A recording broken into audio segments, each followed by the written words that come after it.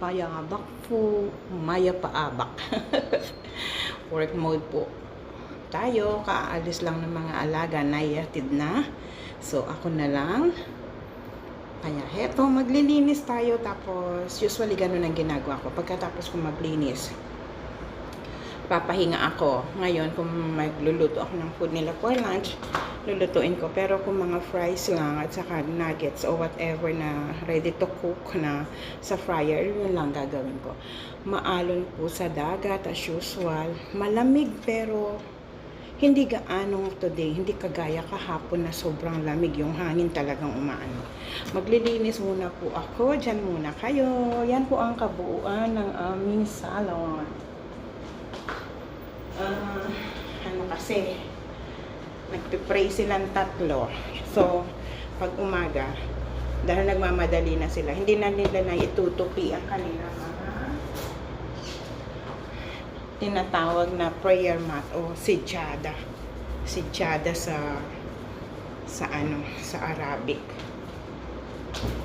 Kaya pag alis nila, doon ko liligpitin ito. Tapos pag nandiyan naman sila, halimbawa mamayang hapon magpe-pray sila, silang magtutupi ng sarili nilang mga sidyada. Ngayon pag umaga nagmamadali na sila. Kaya ako yung nagliligpit pagkatapos nilang mag-pray. Grabe yung alaga ko, panganay. Grabe siya. Hindi ko talaga mag-gets bakit. Ganun siya mga medyas. Yan. Itim-itim yung medyas niya, promise. Diyan lang kayo. Maglilinis muna ako.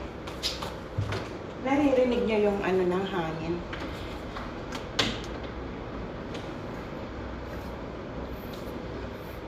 Malakas pa rin ang alon. Tingnan nyo, ha? Ay, putol ako. Diyos ko. Yan. Mag-sightseeing muna kayo ng mga 2 minutes sa dagat. Yan ang kadagatan. Malakas ang alon. O malaki ang alon. Sobrang mahangin. Kahapon, sobra din.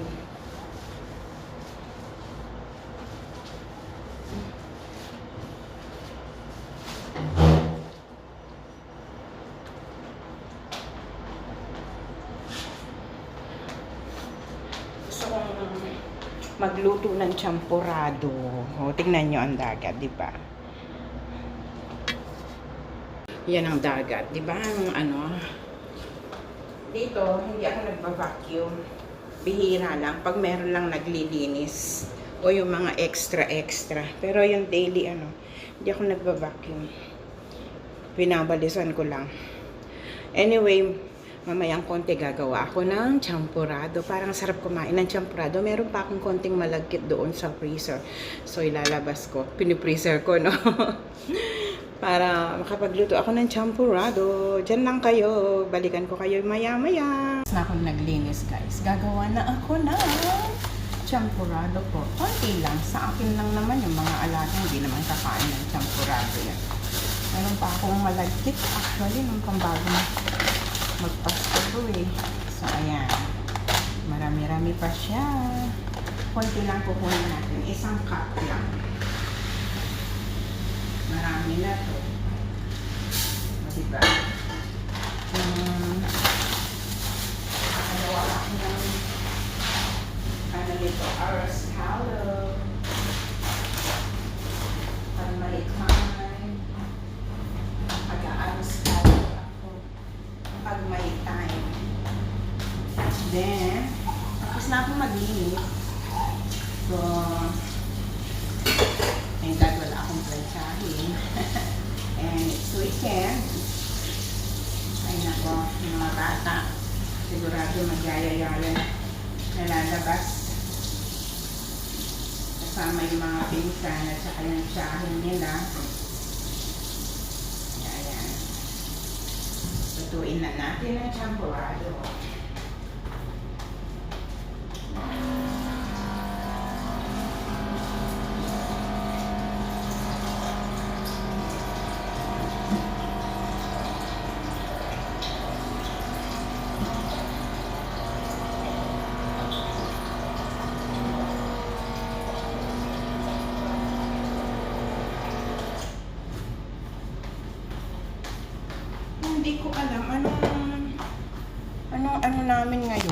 pagkain nila, magle-lentils ako. Le-lentils ko ang kanilang ano. Alam niyo sa gabi, bago sila magsitulog, o bago ako matulog, pumasok sa room ko, malinis na lahat dito sa kusina. Meron pa pala akong ano, kokwa. Ngayon pagising, araw-araw yan guys. Yung mga baso, yung mga ano. Kasi kakain pa sila kahit last minute na ng pagtulog nila. Kahit sabihin ko sa kanilang matulog na sila. Ay, sorry. Sasabihin nila sa'yo o sa akin, sige, we will sleep. Hindi pa rin sila matutulog. Naglalaro pa rin sila guys. Tapos makita mo, o marinig mo na lang, nagkahalungkat sila dito sa ref o dito sa pantry na pinaglalagyan ko ng mga tinapay, kutkutin, mani, o kaya kung ano-ano dyan. Yan. Laging dapat meron.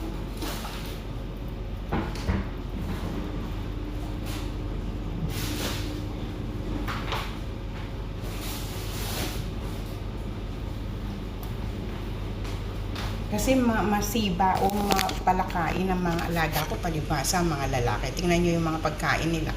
Papakita ko sa inyo. Kailangan meron kaming palaging ganito sa kanila na nakaready. Yan, laging kaming meron ganyan. Kung anong magustuhan nila, pipili na lang sila. Gabi maririnig mo na lang na nagkukukut-kut sila ng pagkain dyan, naghahanap ng makakain. Puting asukal ang gagamitin ko kasi wala akong asukal na brown o yung wash na asukal ba. Gawa ko dito sa kokwa at saka sa ano, pinagkakalo ko na yan para pag nilagay ko, ano na, hindi na ako nahihirapan kasi kung hindi mo gaganyanin yung kokwa, magbubuo-buo dyan sa ano, dito sa aking ginagawang champurado. Ayusin ko muna itong mga ano, pinagbaon. Kasi kanina, hindi na ako naglagay ng mga sandwiches. Dahil Thursday, maaga silang lalabas yan, maaga. Ang kukunin, alas 2 pa lang kukunin ko na sila. Kaya puro cookies lang at yung kanilang nuts ang nilagay ko. And then, lentil lang papakain ko sa kanila ngayon. Bahala sila. Kasi the whole week kung ano-ano na lang kinain na eh.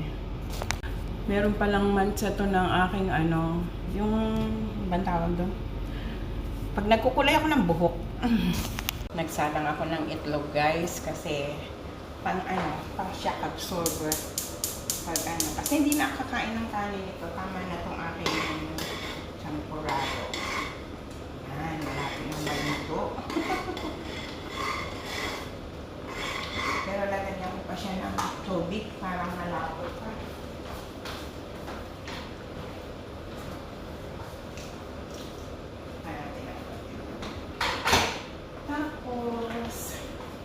Gagamitin ko dito fresh milk na low fat kasi nga may cholesterol po ako kaya hindi ako pwedeng uminom ng ng gatas na full fat, kailangan low fat. Tapusin ko muna ito, yung mga plato na yan na hinugasan ko, hindi, yung mga baso na yan na hinugasan ko na ginamit kagabi ng mga chikiting gubat. And then, lalagay ko sa cabinet ka. Pagkaluto nito, kakain tayo. Kain na tayo, guys. Luto na ang champurado ni Mamita. Eto, nilagyan ko ng konting gatas, ng powder. Konti lang naman. Siyempre, nag-iingat tayo kasi may nag-maintenance tayo eh.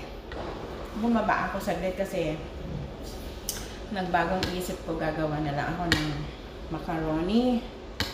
Pero fresh tomatoes ang gagawin ko. Wala na kaming tomatoes. Kaya bumaba ako. At saka nakakita pala ako ng tapioca starch o powder. Kasi ayan guys. Kasi baliktad ba? Try kong gumawa ulit ng aking kutsinta. Nung New Year kasi gumawa ako ng kutsinta. Doon sa pinsan ko na gustuhan nila. Wala ako dito. Nung wala ako ditong tapioca powder, pumunta kami ng Nesto, hindi ako nakakita. Pumunta kami ng Co-op dito sa amin, wala. Sa baba lang pala meron sa supermarket. So sabi ko, kunin ko na muna ito. Ayan, kinuha ko. Kasi konti lang naman ang ilalagay dito. Kaso, nakalimutan kong magdala galing Abu Dhabi. Kain muna tayo. The best, kahit konti lang, pag cravings mo, makakaluto ka. Kung may gamit ka. Meron sana akong itatakil na issue, kaya lang ayokong may masagasaan, ayokong may magalit sa akin, ayokong may magdamdam sa akin, kaya wag na lang. Alam yan ng mga kaibigan ko. Gustong-gusto na nila akong anuhin ng gano'n, pero sabi ko, wag na. Kain muna tayo, guys. Magpapaalam muna po ako kasi maaga po ako magluluto, maagang uwi yung mga alaga ko. So, weekend na. Huwebes, Biyernes, Sabado, sa Biyernes, Sabado, Linggo walang pasok. Kasama ko sila, Diyos ko. Balitaktakan na naman kami. Kanina lang nagkaaway na yung dalawang malalaki. Kain muna po ako. Bye-bye. God bless po. Bye-bye. Kuha muna ako ng juice ko. Bye-bye po. Ingat.